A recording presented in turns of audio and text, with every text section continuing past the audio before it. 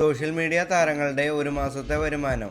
നിതിൻ കാട്ടാക്കട 44,43,43 രൂപയാണ് ഇദ്ദേഹത്തിൻ്റെ ഒരു മാസത്തെ വരുമാനം. സുബിൻ താർസൻ 50,50,53 രൂപയാണ് ഇദ്ദേഹത്തിൻ്റെ ഒരു മാസത്തെ വരുമാനം.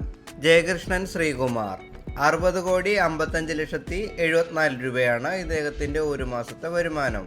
ശ്രീകാന്ത് വെട്ടിയാർ 100,144 രൂപയാണ് ഇദ്ദേഹത്തിന്റെ ഒരു മാസത്തെ വരുമാനം. ഇത്രയും ഉണ്ടാക്കിയിട്ടാണ് എന്റെ കടയിലെ 3000 രൂപ പറ്റു തരാത്തത്. ഇതൊക്കെ സത്യം വെച്ചിരിക്കുവാന്നോ?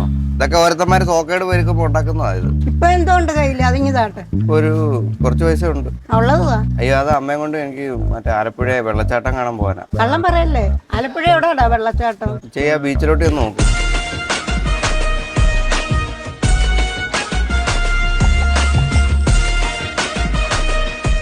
ഒച്ചിനെ നമ്മൾ ബഹുമാനിക്കണം. എന്തിന്? സ്വന്തമായിട്ട് ക്യാരവാനുള്ള ജീവിയല്ലേ ഇത്? അരയന്നോ?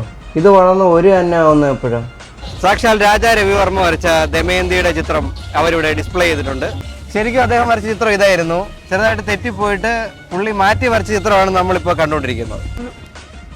മനസ്സിലുണ്ടാവട്ടെ നാടിൻ മമതയും മണവും അല്പം കൊന്നപ്പൂ. ഈ മയിൽ എന്താ ഒറ്റയ്ക്ക് നിൽക്കുന്നത്? ഇത് സിഗ്മ മയില. നല്ല പൂ പോലത്തെ വിമാനം.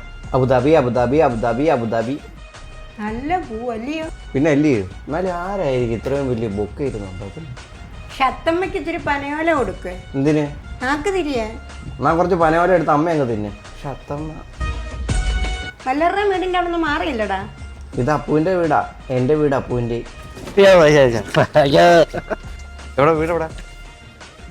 മുണ്ടക്കയത്തോടെ റോബോട്ടിനെ ആദ്യമായിട്ട് കാണുമല്ലേ? മലയാളിയാണല്ലോ അല്ലേ? ഭയങ്കര ബിസിനസ് മൈൻഡ് ആണല്ലേ? 100 രൂപ ഇവിടെ കൊണ്ടിത് വിൽക്കണമെങ്കിൽ ഭയങ്കര തല തന്നെ. ഇങ്ങോട്ട് നീങ്ങി നിൽക്കമ്മേ. നനയത്തില്ലയോടാ?